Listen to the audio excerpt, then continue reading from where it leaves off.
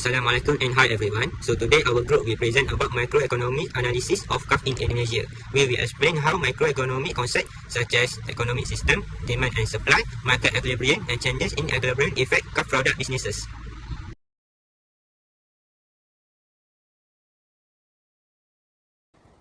Okay, for the introduction, Indonesia is the largest archipelagic country in the world and one of the largest economies in Southeast Asia. It is known for its cultural diversity, rich natural resources, and strategic location. The country uses a presidential republic system, and its major cities include Jakarta, Surabaya, and Bandung. Indonesia has a population of around 285 million people, with most people living on the islands of Java. Its economy is mainly supported by manufacturing, agriculture, mining, tourism, and services. For our presentation, we will analyze CAF using several macroeconomic concepts, including demand and supply, pricing, consumer behavior, elasticity, and resource allocation. Okay, so that's all for introduction. Explain the type of economic system in Indonesia. Indonesia has a mixed economy, which combines government control with free market activities. Private companies, such as CAF, are free to start businesses and compete based on market demand. However, they must follow government regulations and pay taxes. At the same time, the government manage important sectors like transportation, healthcare, and public services. Tax revenue is also used to improve infrastructure, provide better public services, and reduce income inequality. Overall, this mixed economic system creates a stable environment for businesses by protecting the public interest. That's all. Here, I will explain the demand analysis for CAF product in Indonesia. There are three main factors that affect the demand. First is the price of CAF product. According to the law of demand, when the price increases, consumers tend to buy less, so the quantity demanded decreases. On the other hand, when the price decreases, more consumers are willing to purchase the product, so demand increases. Second is consumer income. CAF is considered a normal good. This means that when consumer income increase, they have greater purchasing power and are more likely to buy CAF product. However, if income decrease, consumer may reduce spending on personal care product, causing demand to fall. And finally, future price expectation. If consumer expect CAF price to increase in the future, they are likely to buy the product now to avoid paying higher price later, which increase current demand. However, if they expect future discount or promotion, they may delay their purchase, reducing current demand. I want to explain about the supply analysis CAF in Indonesia. The first factor is cost of production. Production costs include raw material, packaging, labor, transportation, and manufacturing.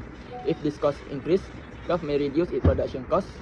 CAF may reduce its production because it becomes more expensive to produce.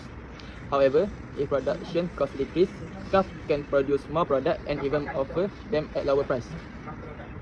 The second factor is level of technology. CAF uses modern technology and advanced machine to produce its skincare and personal care product. This helps company produce more efficiently, reduce production costs, maintain production quality, and increase profit. The last factor is price of related goods. CAF is produced by PT Paragon Technology and Innovation, which also produce other beauty brands. If those allocate more resources to them, causing CAF supply to decrease. On the other hand, if CAF generate higher profit, the company will increase its production. Now let's look at the market equilibrium for CAF product. At the price of 10,000 IDR, the quantity demand is higher than the quantity supply. This creates a shortage because many consumers want to buy the product, but there are not enough product available. As a result, price tend to increase. On the other hand, at a price of 30,000 IDR, the quantity supply is greater than the quantity demand. This creates a surplus where there are too many products but not enough buyers. As a result, price tend to decrease. The market reaches equilibrium at 20,000 IDR, where the quantity demand equal to the quantity supply, where 1,800 unit trade. This slide shows the recent change in CAF market equilibrium. Initially, the market equilibrium was at price of 20,000 IDR with 1,800 units sold. As consumer income increased, more people were willing and able to buy CAF product. This caused the demand curve to shift to the right. As a result, the new market equilibrium moved to a higher price of 23,000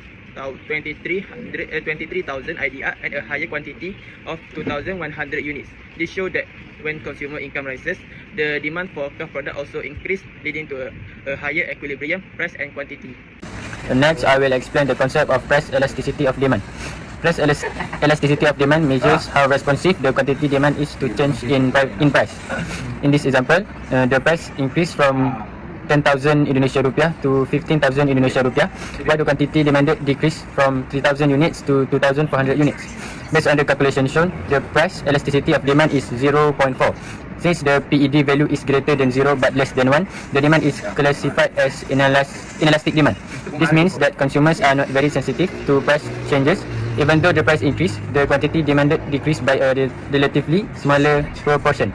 Therefore, the product has an inelastic demand where consumers continue purchasing despite the higher price. Next, I will explain the concept of price elasticity of supply, or PS. Price elasticity of supply measures how responsive in the quantity supplied is to the change in price.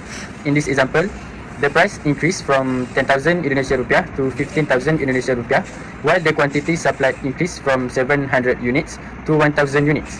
Based on the calculation shown, the price elasticity of supply is 0.86. Since the PES value is greater than 0 but less than 1, the supply is classified as inelastic supply. This means that the producers are not able to increase production significantly even when the price increase. This may be due to limited production capacity, shortage of raw materials, or the time required to increase output. Therefore, the quantity supplied only increased by a relatively small amount compared to the increase in price. Next, I will explain the factors influencing elasticity in demand and elasticity in supply for CUF product. First, look at the factors influencing elasticity in demand. The first factor is income level. CUF mainly target middle and higher income consumer. These customers are generally less sensitive to small price increases because they value the product quality, halal ingredient, and strong brand reputation. As a result, they are willing to continue purchasing CUF product even if price increase slightly. The second factor is the availability of substitute. There are many skincare brands in the market, such as Nivea, Garnier, and Cetaphil. Because consumers have many alternatives, they can easily switch brand if CUF raise its price too much. Therefore, the demand for CUF becomes more price elastic. Now let's see the factor influencing elasticity in supply.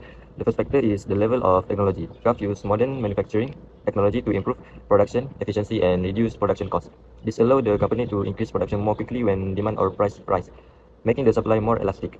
The second factor is time frame. In the short run, CUF may face production limit because of fixed resources, so it cannot increase supply immediately.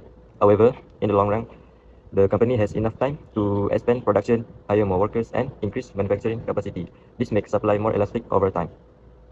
Next, let's look at consumer behavior towards CUF products. According to utility theory, consumers aim to maximize their satisfaction by choosing products that provide the best value. When purchasing skincare products, consumers consider several factors such as price, quality, effectiveness, and halal certification. CUF successfully meets these expectations by offering high-quality products at affordable prices. In addition, CUF is halal certified and specifically designed to meet men's skincare needs. Compared to many premium international brands, CUF provides better value for money, making it an attractive choice for consumers. As a result, these factors positively influence consumers' purchasing decisions and strengthen CUF's position in the market. Lastly, I will explain the theory of distribution in Indonesia. According to utility theory, customers aim to maximize satisfaction while staying within their budget. Before making a purchase, they compare a product's price, quality, and benefits.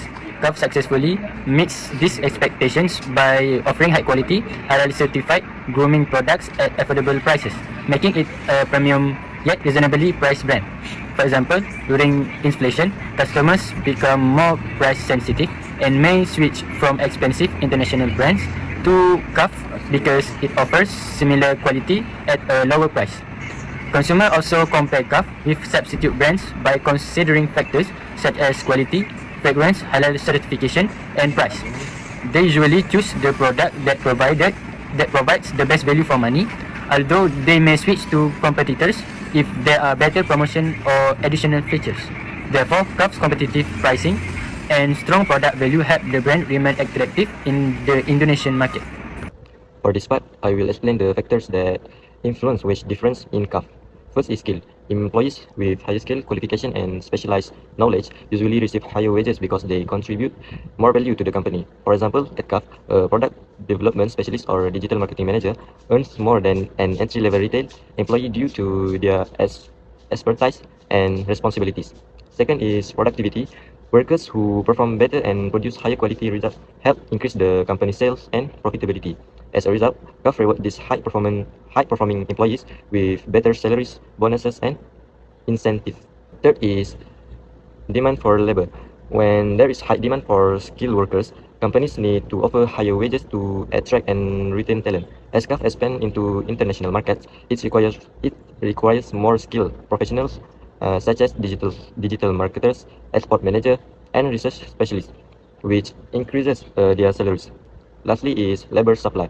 The number of qualified workers available also affect wages. If there are many applicants for a job, wages tend to remain stable because employers have more choice. For example, entry-level retail positions usually receive many applications, so the wages are generally lower than those for specialized positions. For conclusion, overall, Indonesia's growing economy provides strong opportunities for CAF to continue expanding its business. However, the company still face challenges such as inflation and intense competition in the skincare industry. CAF operates in Indonesia mixed economic system where both the government and the private sector play important role in supporting business growth. In addition, high demand for skilled workers lead to higher wages for specialized positions, while an abundant labor supply help keep entry-level wages relatively stable. By understanding economic conditions, market demand elasticity, and labor market factor, CAF can make better business decisions, remain competitive, and achieve long-term growth. That's all.